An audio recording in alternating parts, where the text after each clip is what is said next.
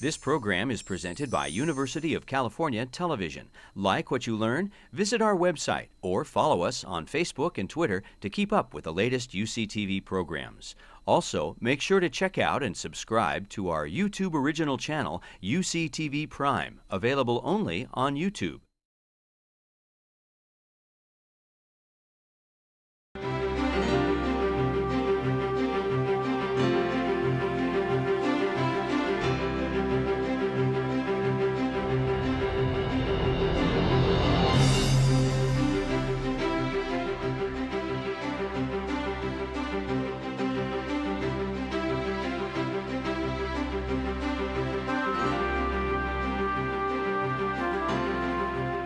Hi all, I'm Sherry Steinkellner, and yes, I think we do have about 100 years of collective experience, but that's in dog years. Collective writing, team writing, or as we back in the day used to call it very politically incorrectly, gang-banging a script, is actually... That's why I was always disappointed when I showed up. Okay, we'll write. It's actually necessary in television. There are not enough hours in the week or cells in the brain for one man or even a few men or women to accomplish the awesome task that it is to turn out a television show 26 times. In our day, it was 26 episodes a year. It's just too much work. You run out of stuff. And so we, very, very early in the television game, I know the tradition dates back probably before your show of shows, but it's been famously documented that people have gathered on your show of shows, which was Sid Caesar. They had a writing room that included Neil Simon and Mel Brooks and many other... Woody Allen. Young beginning writers that came together to pool their resources and make a whole that was greater than the sum of the parts. I think for a lot of us, our first experience of a writing room was watching the old Dick Van Dyke Show. And we would watch Rob Petrie and Buddy Sorrell and Sally be in a writer's room on television, a fake writer's room, and have just what looked like the most fun grown-ups could have, which was their job was to make each other laugh. So I think that's probably why some of us ended up doing this, right? Sure. I wanted to meet Laura Petrie. That's why I did. That's why I'm still doing it. I couldn't do anything else. So I needed the money. So we've all come to this business that is writing together as a team.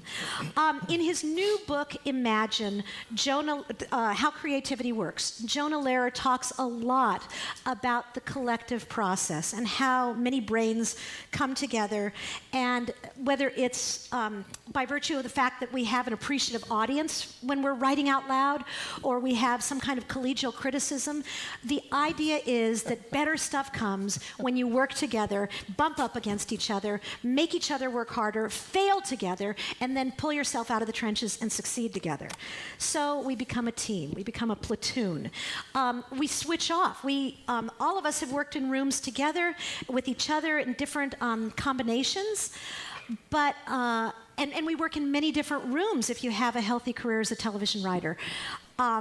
So on that note, I'd kind of like to tell you about some of the rooms that we've worked in, and then we'll tell you a little bit about those rooms. And then we'll take some questions, and then we'll play room. Okay, so let's see. I married Billy, and we began our career working on the Jeffersons, and our second job was, as Richard said, was working on Cheers, our second big job. We worked on a few shows in between, but we like to jump straight to Cheers because it changed our lives. There we met Ken and David, who had worked together first on MASH. Yeah. And then... After MASH. after MASH. And then our career was over, and It's the world's fastest elevator ride from the penthouse to the cellar. Was fortunately we got on Cheers. Yeah. Yeah, we did get on Cheers. That's the world's smallest box set, by the way, the Aftermath. Yes, which, by the way, is available in the lobby right after. So that's Ken Levine and David Isaacs. That's Bill Steinkellner. We knew John Stark because we all worked together in a comedy troupe called The Groundlings. And I think we gave you your first job on Cheers, correct? Yeah, I guess. No, yeah. They gave That's how we got the absolutely. job. I had been writing spec scripts with my partner Tracy Newman, and we were getting nowhere. And I just called Sherry up to get a mutual friend's name. She said, "Are you guys still writing?" And I said, "Yeah." Well, you have any spec scripts? Oh, yeah, we got spec scripts. So I sent her one, and I think 2 days later, "Hey, you want to be on Cheers?" We were like, "Gulp. Okay, yeah." So I'm sitting in a room with these guys and David Lloyd and Jimmy Burrows. I was terrified. But Billy said to me that one of the greatest things I'll always remember, he said, "Look, you don't have to prove you're good. Just pitch when you want to pitch." And it just made it so much easier for us. Boy, a lot of it sucked. Oh, yeah. Really. That was that collegial criticism she was talking about. How about something funny this time? But the good news about being free to pitch something that sucks is if Johnny says something that sucks, as he often did, then maybe David would say the opposite of that, which is the opposite of suck. So if you're brave enough, if you've got a room that's free enough to just be able to pitch, then often you come at it the back way. So that's a point we'll get. I'm still trying to make sense of the first session this morning, so I actually I remember pitching. Sherry and I used to have a partner, Fee Sutton, when we were doing a show called Bob with Bob Newhart. And I remember actually pitching something to them, and they like completely misinterpreted it, and it was still better. It was like, okay, go with that, you know. The Groundlings is an improvisational group in Los Angeles, and a lot of really good comedy people came out of it. And it's improvisation is a really good technique to know when you're going to be in a writer's room, because there's a lot of that, basically. You have to change things. You have to go with something. You know, it makes you much more flexible than I think if you were most stand-up comics are. If you're going to talk about almost a prerequisite course for going in the room, improv would be a great one, just because it frees you up. You can't say no. You know, things bounce, and that's what the room is. The room is very much improv. How long we're going to keep before we introduce Janice? I'm going to get to Janice. Oh, go ahead. Because I think we're doing pretty well so far. So far, so good. Who had 9 minutes? Well, Janice Hirsch, we worked in a room for a show called Hope and Gloria, which had the distinction of falling on NBC's fabulous must-see TV time Thursday night between Friends and Seinfeld. So Hope and Gloria was what you call the hammock show, in the sense that Friends and Seinfeld were the trees and Hope and Gloria was the hammock. Our ratings did not merit more than a season and a half, and yet we had some of the most amazing room times together there. So the ratings we had then would now make it a hit. That's how much. Oh yeah, changed. we were in the back we had then. The twos. They used to say anything with a 2 in front of it in the 20 million viewers would keep you on the air. Yeah. Now you can do great with a 5. Yep. Janice Hirsch, tell some of the other rooms you've been in. You've worked with Ken and David on Frasier. I worked on Frasier and Wings. And I didn't work on Wings. No, she didn't work on Wings. There was some other you and I lady on worked. Wings, I don't know. We worked a year on Frasier on together. Frasier. Yeah. And you were off directing.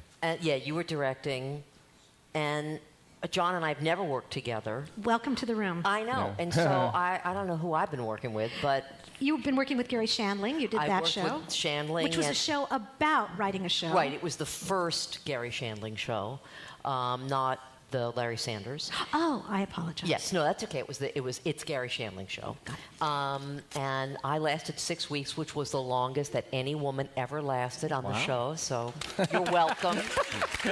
Thank you. Thank you. And I happen to know that you'll be sharing some very intimate and special moments from that a little later in our presentation. It was a joy to be a woman there. It was a joy. So, other rooms we've worked in. Johnny, you went from working on Cheers to working on Ellen? I went from 6 excruciating months on The Nanny. And then I was on The Nanny. yeah. And then I worked on Ellen, the TV show, for 5-6 years, I think. We were like the only writers, Tracy and I, and one other guy, Alex Hirschlag, she kept for all 6 seasons, and we ended up writing the coming out episode. And that was really kind of a high point in my life. And then it was kind of all downhill from there. But it's about to go back up. Oh, yeah. Oh, yeah. So let's see. So we've got Ellen, we've got Shandling, we've got MASH, we've got Cheers, we've got Jeffersons. We worked on Bob together. Will and Grace. See, Will and Grace. I worked on Wings, on Frasier, on the Tony Randall Show. We had 3 series of our own. We had a series called Almost Perfect in the mid-'90s. Thank you. Thank you. Thank you very much. It's a personal favorite of ours as well. Thank you. You should have called it Almost Picked Up. And then I worked on Sibs. And like That's My Mama or something. You know, it was a time when you made really good money working one night a week, and if you were good at pitching jokes, you got these shows. So I would try to get shows that you knew were not going to last 13 weeks, and like make a deal for like 13 episodes guaranteed, so that after 4, when it was canceled, and they call up and they say the network canceled, and you go, oh God, that's tough. I mean, we were really just starting to feel it. You quickly get on the phone to your agent and say, yes, okay, just give me my one lump sum. It's that kind of integrity that made our reputation in business. Well, I found when I decided to no longer consider myself an artist but a whore, that 2 things happened. Number 1, I made more money, and number 2, the work improved. How far down are we going with this? You and Mary Magdalene. And I've been on, you know, class Murphy Brown and Will and Grace and Frasier and classy shows, and I've also been on My Wife and Kids. I've been on Till Death. I've been on some bombs, but you have as much fun if you're working. It depends on who you're working with. Exactly. Absolutely. You work just as hard because nobody wants to write a bad TV show. You go in every morning hoping that you're going to make it funny, and you do, whether the actors can do it, whether the audience has an appetite for it, whatever. But if you're working with good people, you make each other laugh.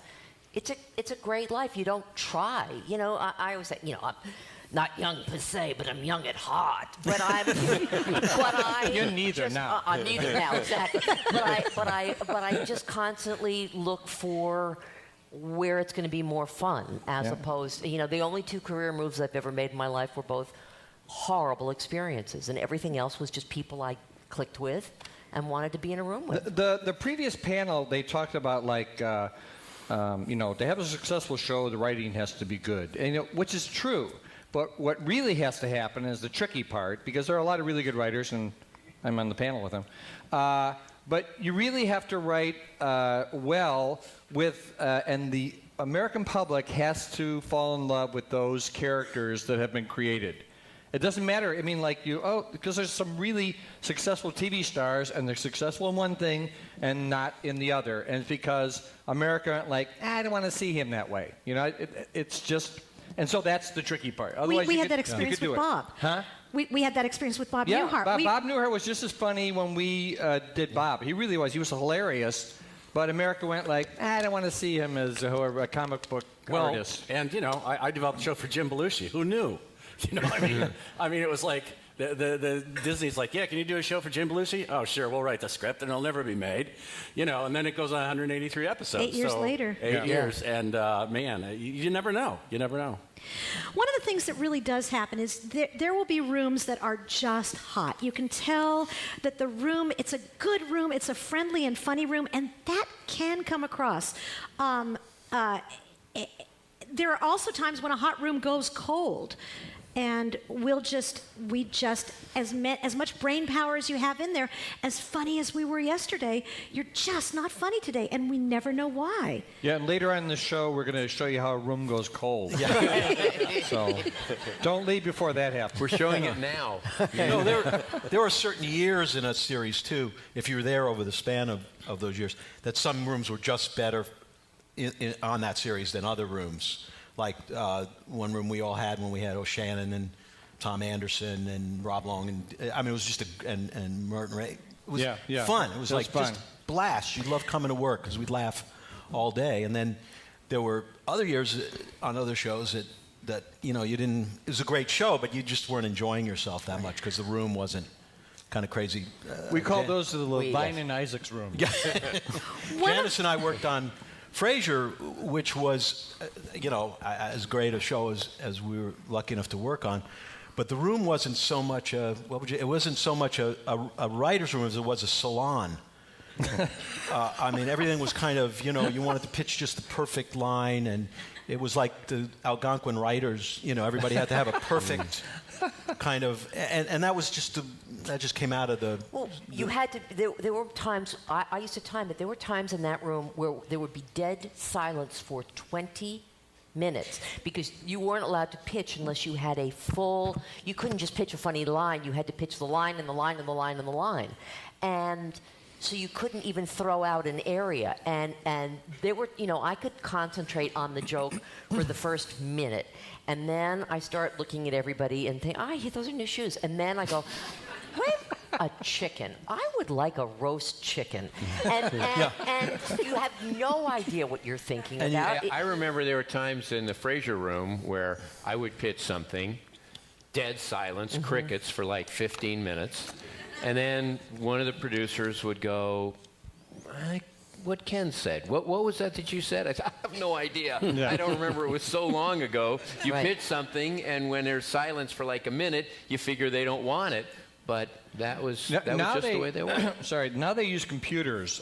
Your assistants, you may have two assistants from all taking down every single syllable, which is hard in a room full of 10 people. But certainly in the early years of Cheers, probably most of the years of Cheers, we had two people who took shorthand, and they would just take everything on in shorthand, and you had to trust that this melange of lines being thrown everywhere, that they would pick what was exactly the right thing. Mostly when we were doing Cheers and running it, they would, I think, just look at Sherry. I remember David Lloyd, who's no longer with us, he was a consultant. He would come in one day a week, and fantastic writer. That's right. Great joke writer. His son is Chris Lloyd, who co-creators of Modern Family. He would say like, Sherry's got that look on her face. Sherry's got what, you know, and like this look. Yeah, that look. And so, you know, we were waiting until she got a good look on her face, and they would put that in the script. But it was much more difficult, I think, but in a way more fun too. To have everything.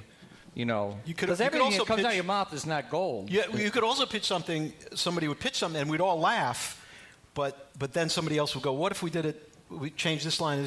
We call it stabbing the frog." Everybody starts pitching on it, and after it's gone around for 5 minutes, it's not funny anymore. So you've basically stabbed the frog to death. And that would happen occasionally, where you just go, "Wasn't that funny like 5 minutes ago?" Well, I thought that always depended on who was running the show. That's true too. Yeah. Because, I mean, it really is, because I would pitch something and that I thought was funny, and we'd get a big laugh, and then whoever's running the show would basically use logic to kill it.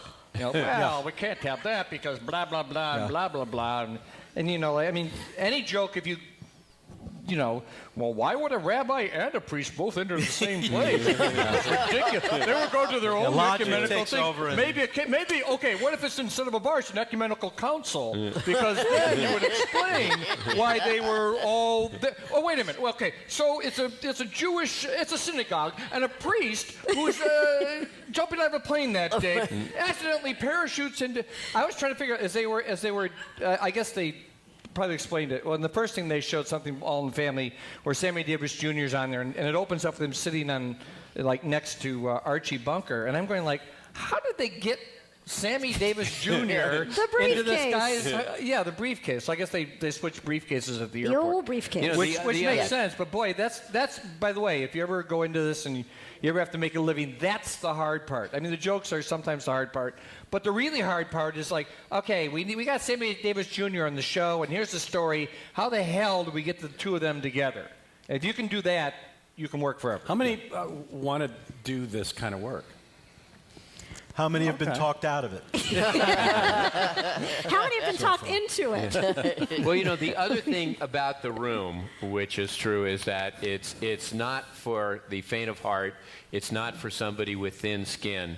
That by and large, the rooms are absolutely filthy, and that the amount of jaw-droppingly tasteless, horrible, sexist, So you won't be seeing that in this room.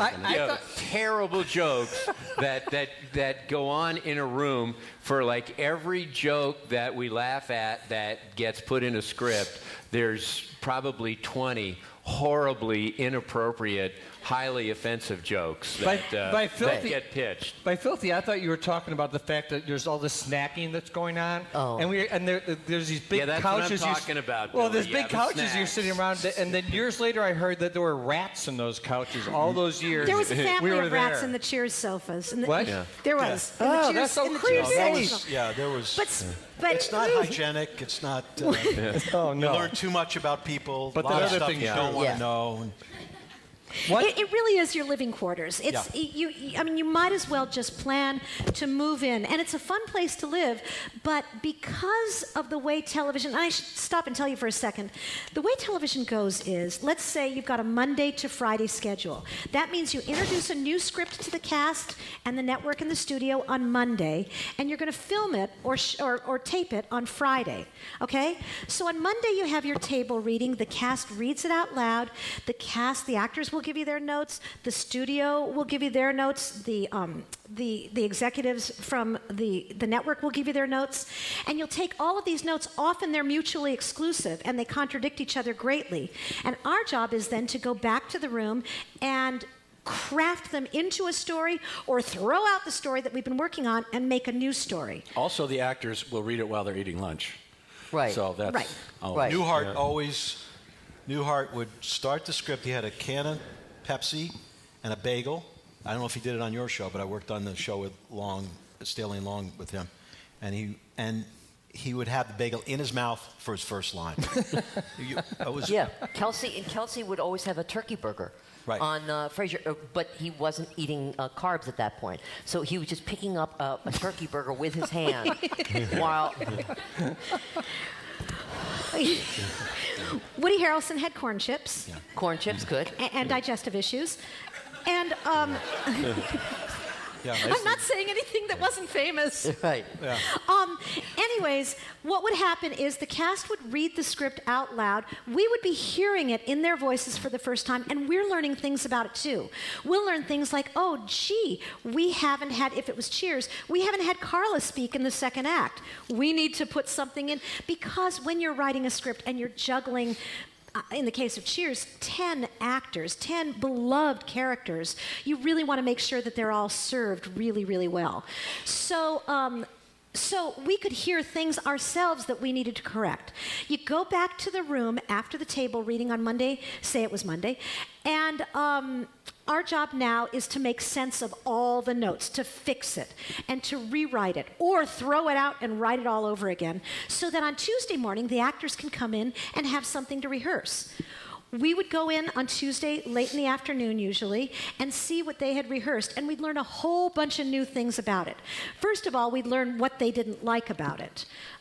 They would tell us. Yeah, they're not Nice shy of about them. that. Yeah, they would tell us. There, famously, one time, Bebe Neuwirth on Cheers said we had a whole episode where Lilith, the character of Lilith, who is a scientist, a psychologist and a scientist, she has a white rat, a beloved white rat, and her white rat dies. And her husband, Frasier, starts to fear for her sanity because she's carrying her white rat around in her purse. We wrote that, yeah. And we had this whole episode built around the fact that Lilith, like Miss Havisham, would not let go of this creature, of this thing that meant so much to her. And on what would have been the second day of rehearsal, Bibi comes up to us and to the writers, and we're all sitting in a row on our director's chairs, and she says, "Lilith doesn't carry a purse." And we went, what do you mean? And she says, "I just don't believe my character would be the kind of woman who carries a bag." And we said, "Well, the whole story depends on you carrying a bag." We all kept our guns in our holsters. She wouldn't carry a purse because she was a scientist. A scientist does not carry a purse. So we as a group of writers who know that we need to get another script down to them so they can rehearse something on Wednesday are going, what the hell do we do? If she doesn't carry a bag, how's she going to have the rat? I think we ended up putting it in her pocket, correct? I want it to be a brooch. That's where I'm pitching. I don't know. No, I can't remember where my Script won a car Writers is. Guild Award. Yeah. And I don't remember. Yeah, I know. I think we wound up with the purse. Did we- yeah. did we- No, it was definitely Did a purse. David Lloyd talk her into the purse? Norman Oh. came over and looked at it. We're looking at It might be Norman the- Cliff were looking at it. Yeah. That might have been the time. There was one time when David Lloyd actually, who, God, we just all worshipped, he actually said to the actors the thing you're always dying to say to them, which was, "It's pretend. It's all made up." By the way, It doesn't matter. that is a good mantra for your entire life. No matter what your traffic ticket, your children talking back to you, the law, that latest thing in front of the Supreme Court. It's all made up. Well, we did a thing on MASH when we were running the MASH writing room, and we would have the table reading with the cast. And it had been established before us that after the cast read the script, that we would say, "Does anybody have anything on page 1? Anything on page 2?" Boy. Yeah, boy. Talk about going through the minefield. Wow. And just got shivers. usually they were pretty good, and they would only bring up something if it really bothered them. But every so often, one would have some stupid, picayune little thing. And when one did it, then the other did it, and then the whole cast, and every page they have something. And we would dutifully take down all of these notes, and then we would go back and we would make those changes, and then we would take next week's show, and we'd take about an hour, and we would revise next week's show a little bit. And when the cast on MASH would go out to the Malibu Ranch to film, it would be from 5 a.m. until 8 o'clock, as long as the sun was up. And it was 150 degrees out there in the Malibu Ranch. So what we would do is we would take the show and we would make it a cold show. So now they're wearing parkas standing over fire barrels. We did this like twice, and they figured it out. And anybody on page 1, page 30, page 35, thank you. That was it. We never got another note. We would walk back from the stage going, "Boy, I feel a cold front coming." I worked on a show on Ellen.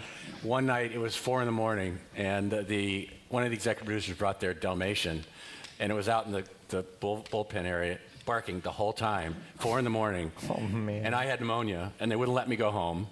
And they were sitting there going, "And or but." and I was like, "It doesn't matter, it's just TV." It's crazy like that. There's a lot of exhaustion that sets in, and a lot of television and a lot of comedy is exhaustion driven. So when you see things that either don't quite make sense in, "God, that's stupid," or in a, "God, that's brilliant" way, it's just because we've hit too many 4 in the mornings in a row, and we don't know what we're doing anymore. One of those that happened, we were talking about this with Cheers. Do we have that clip, Richard? Well, it's okay. Okay, perfect. One of the things that happened on the first year that Billy and Fief and I had stepped up to become the executive producers and showrunners on Cheers is we had a whole like a 6-episode story arc that was going to revolve around Rebecca's sister coming to the bar, Sam meeting Rebecca's sister, falling in love with her, and marrying her within the 26-minute episode. And then He married her by act break. within 13 minutes. and then in the second act, Rebecca was going to react to it. We had initially, an actress had been cast to play the role, who we discovered at the table reading on Monday, really could not manage to speak above a whisper. She was a model, not an actress. And although you can be both. So we rewrote the script entirely, stayed up all night Monday rewriting it entirely, bring in a new script on Tuesday, and she does the new script at a voice like this. And we realized that we were not going to be able to get a show in front of an audience with that actress playing the role. So we had to sadly say goodbye to her, and they had to pay her for the 6 episodes she'd been hired for, and they hired Marcia Cross to play the role. By now, we had burned off 2 scripts, and it was Wednesday night. We had spent 2 nights all night in the writer's room, and we have to write a new script, because one of the things that happens is once you've sent a script to the floor, to the stage, to where the actors are, even if there was reasons beyond your control that it didn't work, you still can't send that same script back. You have to send them a new script. Would you say that's true, guys? Yeah. Oh, yeah. Absolutely. So you have to send a brand new script down. So it's Wednesday night now. We are going on 0 sleep, and we have to send a script down to the stage tomorrow for a new actress, brand new story that is going to be shot day after tomorrow. So it's now or never, and we don't know what to do. We're exhausted. We're at our wits' end. Nobody has an idea in the room. And Billy says, "Oh God, just have Rebecca shoot her goddamn sister." And we were so tired, we all went, "Hey." That's an idea. And we didn't, remember how punchy we were? We didn't know what we were doing. Sherry is one of the great showrunners of all time. Stop it. She is. She really is. Oh, She's, stop that's you why, now. That's why she's Hush your moderating. mouth. Have you That's noticed? right. She's Got that moderating kind this. of energy. And, all the time. and during that, right around that time she's talking about, just before that time, I see Sherry give up, which is a really scary thing to see. I mean, it's a really, really scary thing, because then you're like, well, we're adrift at sea, we're all going to die. And then, you know, the Satan gave me that line. But what happens in the room is the room has this energy, and when that energy picks up, you go with it. So once he said, "Hey, how about if Rebecca shoots her sister?" we kind of went, "Well, how can we do that?" And we ended up with an episode. Do we have a clip? Pardon me? I have the Marcia. Yeah. Yeah. It's like a limited scene. Oh God, no, not 11 minutes. That's okay. Just do what she shoots. Anyways, the fun part of it was we. Sherry just wanted Go to home say, tonight, do we have go to that clip? Netflix. I want to say, let's roll it. No, it's Let's roll okay. that clip, It's all right. Rodney. Email us later. We'll send you the link. So, you want to show something? How long is it? Fantastic. 2 minutes, perfect. Anyways, this is a clip from the episode that we won, shockingly, our first Emmy for. And it came out of blood, sweat, tears, failure, and giving up. Born of desperation. Yep. So, let's just take, actually, should we take some questions? Sure. As you wish. Let's do a little bit of questions. Anybody have any questions? Yeah. Whose idea was it to put a laugh track on MASH? What do you think of laugh tracks in general? That was CBS's idea, and Larry Gelbart and Gene Reynolds, who created and ran the show initially, were vehemently against it. And the one concession that CBS was able to give them was not to have a laugh track in the operating room, because it didn't really seem right to have people laughing with blood spurting and everything. They had to be talked into that. But we were always against laugh tracks, and CBS was dead against it. And when the show aired in Great Britain, they aired it without the laugh tracks. And people who watch the show there, they can't even imagine what it would be like with a laugh track. And I think if you buy the DVDs, that you can buy them, without Available in the lobby, laugh yeah. track, available without 50 dead people laughing at every joke. Yeah. The great thing about, just parenthetically there, the great thing about working with scenes in the operating room is you could change lines because of the masks. So if the line didn't seem right, if it had already been shot, you just have them dub it over, because there was no problem. everything was covered. Yeah, Well, we like had an Power actor Rangers. once ad lib, and they called down from the stage, and they said, he's ad libbing all these lines. And we said, just let him do what he wants. And then we just took all the lines out. And when he saw it on the air, it's like, And then we put him in a park and sent him to the ranch in a Tricks fire of the barrel. trade. Yeah. Laugh tracks, I think, get a bad rap. I think that there were in the 80s terrible laugh tracks, or 70s, I don't know. But, where it was guys with dials and it was screaming. But the shows that I've done that in front of an audience, the laughs are real. Yeah. And you're not hearing, 50 dead people. You're not hearing the people from Lucy laughing, which is what it used to be. It used to be that audience.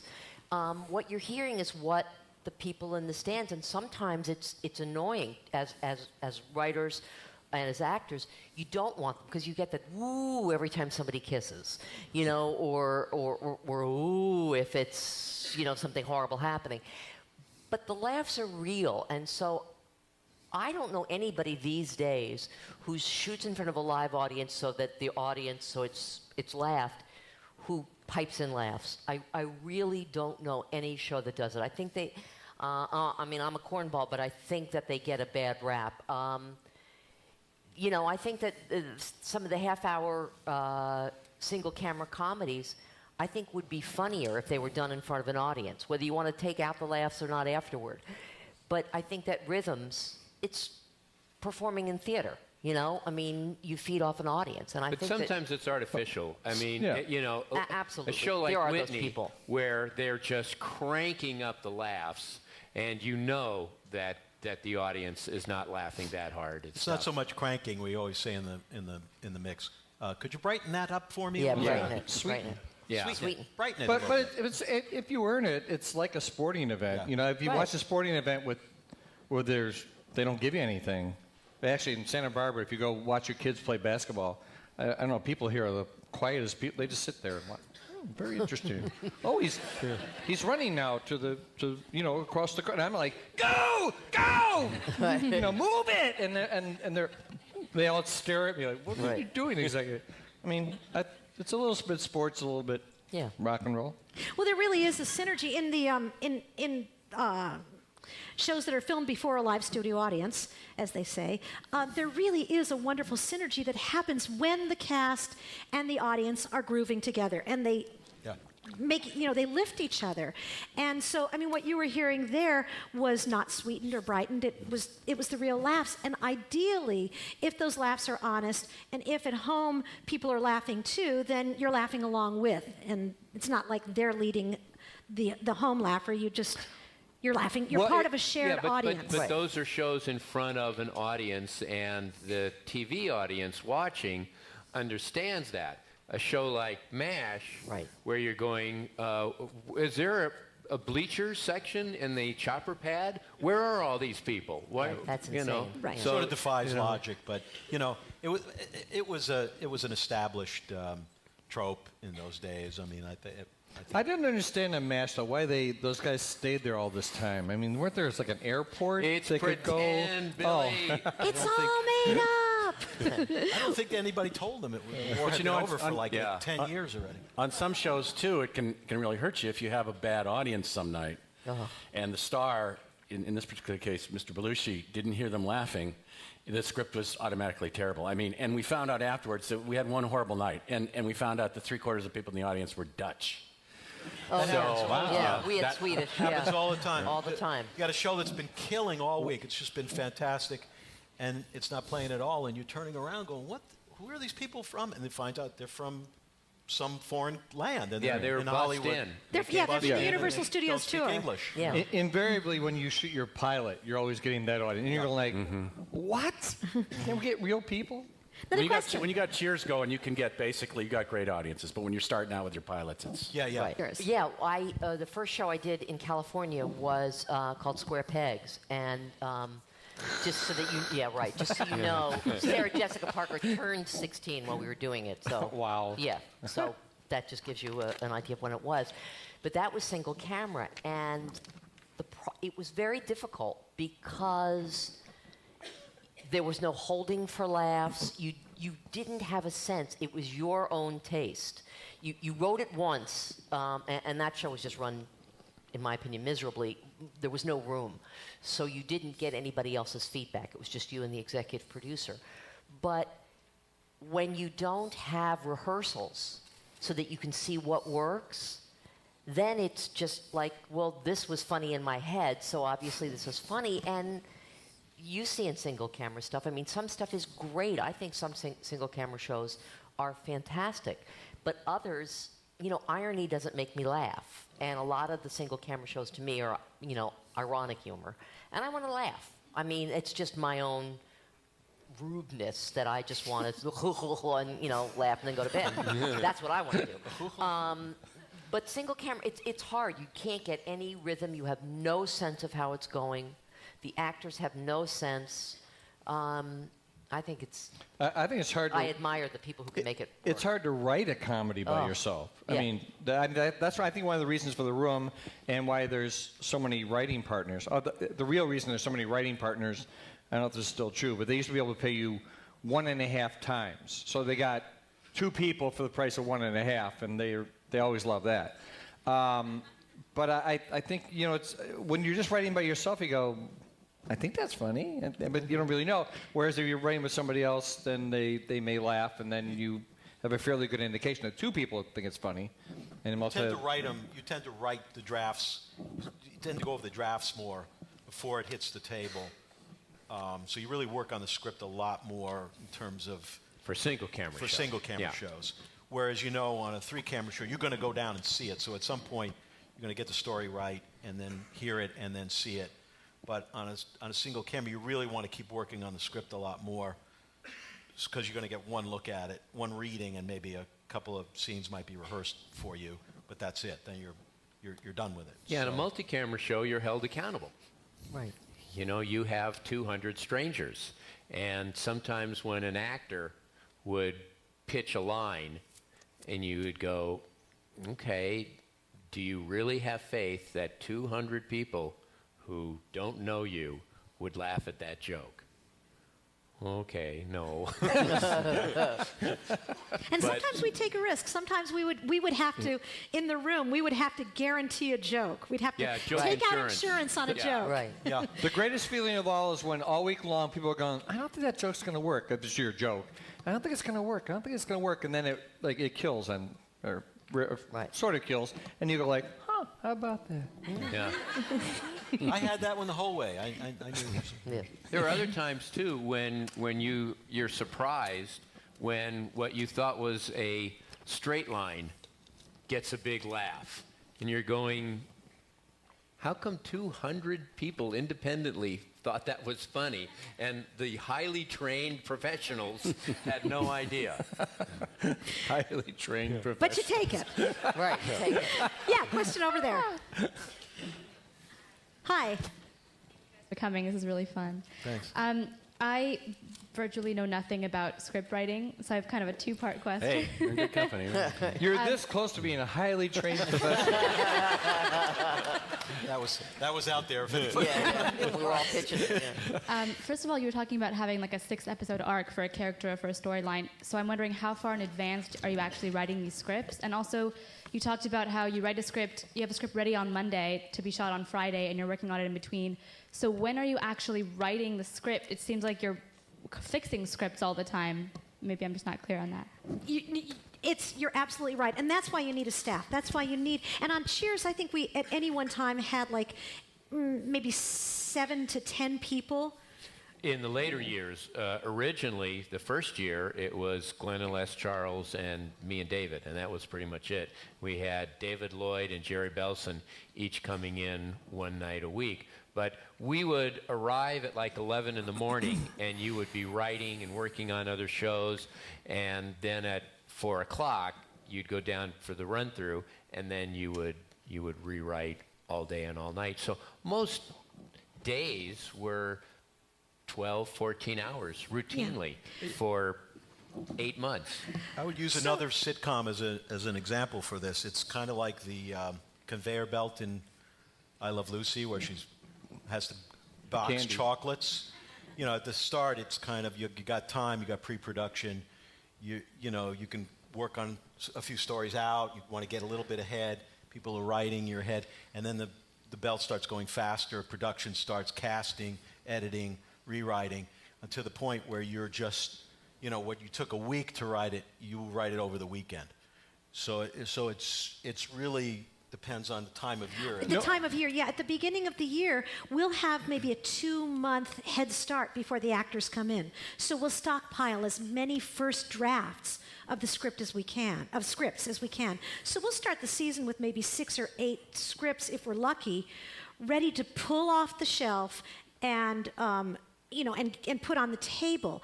We need that because, as Ken and David said, we are doing many other tasks during the week. We're working on getting new scripts ready. We're doing editing on the scripts that have already been done.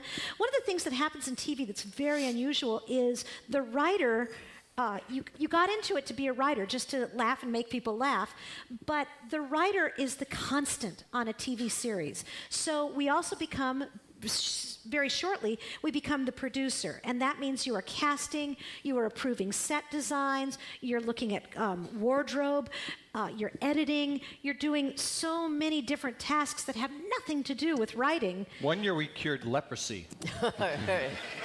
But this is as opposed to being in the feature world, where the writer is basically everyone's little bitch. But at least in television, the writer has control. So, yeah, you're working a million hours, but at least you have the satisfaction that you're the one making the creative decisions, and it's a choice that we all gladly make. Even when you think you're far enough ahead, one year on Bob, we had just finished the script. Oh, this is good. Oh, tomorrow will be a good day because we get the script done. Then we realized, oh, we really couldn't do the script we had just finished. For some reason, it just couldn't follow the next. It couldn't even went. So we had to really come up with an entirely new story that night to start writing the entire morning, because it was really depressing, as I recall. But it can be done. It was like you said, Sherry, where you plan for like a 6-show arc, but you do the first episode and you realize, you know what, this isn't going anywhere. Well, your choices are to now do 5 scripts following that don't go anywhere, or you have to throw them out or redesign them. So even the lead time gets eaten up. It's like Pac-Man. It just I also think when you hear somebody like Sherry, though, who is not only smart and funny but also organized and sees the big picture. I've been on shows where people are, you really prepared, you get as many as you can in the can, because something will happen, and it's great to have a script. If something fails on the floor, you can throw another one in. But I've been on shows where, and it's always been men, showrunners who don't want to go home. They don't want to go home, and they don't want to make a decision. So then the fact that you're behind is not the fault of the fates and the gods. It's because they want to work on the weekend, because if they are home on the weekend, they can't have sex with the woman that they're having sex with at work, and they can't drink there. So, but if they're... I am shocked. What she said. But if they're working on the weekend, they get to stay drunk and they get to be in the room with her. Yeah, you never want to be on a show. You never want to be on a show with a guy who doesn't want to go home. Yeah, he's either just divorced or should be just divorced. Yeah. You don't, because then it's disorganized and chaotic, and you're behind for no good reason. There are plenty of good reasons that still suck. But these people just, I've been someone we were talking about today at lunch, he would go to the table maybe with 2 scenes of a script. Yeah, I mean, this should not be thought of as a disparagement against sex. No. Right, no. I'm all for sex at the office. Or sex with writers. Sex with writers. The one thing, sex with writers. Yeah. I love that. Let's talk about things that could actually happen. Right. But the thing you got to know is that if you know what you're writing about, that's a big plus too. If you know what the show is, if you know where the show is going and what the show is about, you'd be surprised how many shows we've been on, or we've been lucky enough to be on Cheers and Frasier, and you know what the center of that show is, you know what you're writing to, you know characters like Sam. Sam is a hound to the very end. And when you know that, you know where you're going. And if you don't know where you're going, the hours just pile up because you're just talking story before you even sit down and write. One of the things that happens when you're guessing is if you have to throw something out, you don't always know which is the baby and which is the bathwater. Right. So you throw something out and you're just guessing. But also on those Monday through Friday the rewrites, in my opinion, those are the most fun. Rewriting to me is the most creative of the whole part of the process. When you're in the room, you bring in a script, you've worked on it 2 or 3, 4 days, you're so proud of it. You bring in, and this is great, this is great. Then they take it apart, and everybody reads it and starts pitching jokes, pitching things. And new writers usually tend to get kind of miffed at it, but it's really a great process to watch everybody kind of, this is a good writing room, by the way, to add their jokes and their humor and their sense of, their point of view and stuff you didn't even think of. They'll pitch jokes, you go, oh, that's great. And really, it just makes you look better because your name's on the script. So it's a great process. Well, that's one of the things Jonah Lehrer talks about in Imagine is that at Pixar they lead with a kind of criticism when they'll look at dailies. They're not it's not always compliment. They'll lead with a criticism, but the criticism everybody understands isn't to take you down, it's to make you better. And as long as everybody agrees that, hey, we're making this better, it's really productive and it's happening to everybody. Everyone, is party to being made better. Well, the 2 best pieces of advice I've ever heard, Don Rio, who I've done 5 shows with, and he's one of the greatest. He's the greatest guy in the world. I always say I would walk through Kohl's for Don, and I walk really slowly. But he always said, never fight for a joke unless you think it's the last joke you're ever going to come up with. Because very often, young writers will go, I know, but you know what? In my draft, I had this joke. But no, no. It may be a fabulous, use it again. It's not going anywhere, but don't fight for it. Just keep the room moving. And then I just heard a great piece of advice the other day. He just said, go limp. It's like what you do, I guess, when you're being attacked by a bear. It's the same thing that you're supposed to do in certain sitcom rooms where you just go, like on The Nanny. On The Nanny, periodically, you just go limp. I was limp the whole time. Yeah. When you don't say that to a guy, though. No. when you're working on a show with folks like these, and you know what you're writing about and everything, there's no greater job in the world. Frankly, I can't think of a greater job because you're laughing all day. Some of the funniest people you've ever been around. They feed you. It's wonderful. When it isn't, it's hell. It's a tooth extraction. My favorite line, it's to me the ultimate line about how horrible it can be. It was a producer, someone like we were talking about, who never wanted to go home, liked to rewrite everybody, and kept everybody till 3, 4 in the morning every night. And they were on some session at about 3 in the morning, and a woman just got up, one of the writers, and she started walking to the door. And the producer said, where are you going? What are you doing? We're not finished yet. She goes, you're making me bleed from my ass. So, in case anybody can top that, we'll let that be act break. We were helped out on a pilot. They happen once a month. We helped out on a pilot once, somebody that we all know, and we were having a really tough time rewriting it, understanding the characters and the motivations, and it's like about 12 o'clock at night, and I said, what's the second episode of this show? And he said, there is no second episode. You're never going to pick this up. Well, then what are we killing ourselves for? I remember that. There is no plan B. Memorable things. We once, Billy and I, one of our very, very first early jobs before we staffed the Jeffersons, we worked on Benson. And I don't remember what the setup was, but we spent 4 hours, literally 4 hours from 7 until 11:04, because I was watching the clock the entire time, trying to solve a joke. And at the end of it, I do remember the punchline was a sailor and a six-pack. I have no idea what the setup was. We could have come up with that in 2 hours. Yeah. I can name that joke. So send in your setups for us. We'll gladly make a joke out of that. Okay, we've got about 15 minutes together with you, and what we thought we would do is play a little bit. One of the ways that, as our first panel said, as Phil really articulately put it, basically we get our stories from life.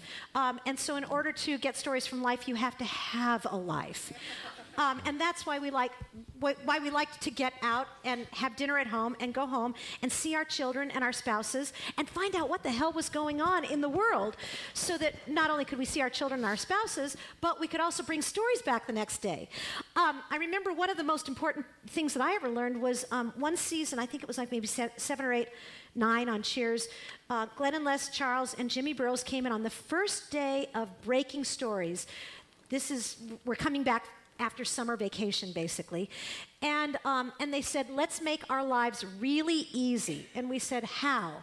And they said, we're going to make our characters' lives really hard. And that year, basically, we just tore our characters down. People lost jobs, they got divorces, all kinds of shit happened. And as writers, we had tons of fodder. So one of the things we look for in order to create stories is irritation, annoyances, aggravation, stupid things that happen. So it's fun, though. What we'll do is we will sit around like this, and somebody will bring up a story or just a problem, be brave enough to bring up an issue, and then we'll just mess around with it. Well, basically, the more angst and humiliation the character goes through, the more fun it is for the audience. That's a great Basically, you're watching and saying, well, that's not me. I'm sure like when Ted lost his car, when Sam lost his car in the show, and he had to drive that Ford or whatever that was. That's great. It's fun to watch. Something one of us drove. Yeah. The interesting thing is when you work with a lot of writers, some writers have lots of stories that happen to them. This is called a pathetic life. But they have these stories that happen, and they're like gold. They just walk in and like, oh, you won't believe what happened to me, blah, blah, blah. Whereas really things just don't Well, that's happen Larry to us. David. Yeah, that's Larry. Well, he's asking for it, too. Right. But, That's his almost attitude is like that's begging. almost like guess what happened to me today. Yeah.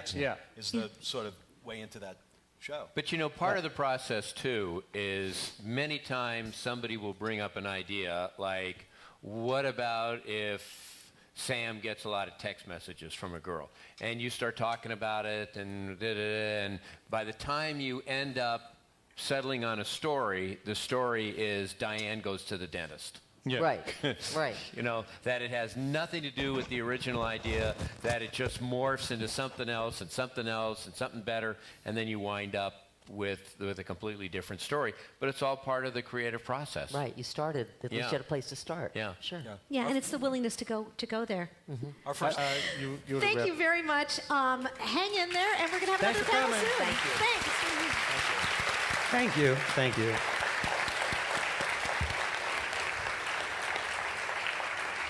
So a couple of things before we leave here in preparation for the next session. First of all, I apologize for this panel. They told me it would be illuminating and funny, and what can I tell you? Yeah, exactly. The second thing is that I would like to have a special shout out for Matt Ryan, who came up here and somehow remembered the single show in the Cheers series that Sherry was talking about. Found it, and nailed it for 2 minutes, and thank you. And finally, they were talking about nightmares and all of those things. Our next moment here is a nightmare. It's a logistical nightmare, which is that we have half an hour between this panel and the next one, and we have to actually clear the theater completely. So even if you have tickets for the third session, please leave and then come back in. And if you want to save your seats and put a jacket on it and hold it as you come back in, that would be great. Thank you very much. We'll see you in a half hour.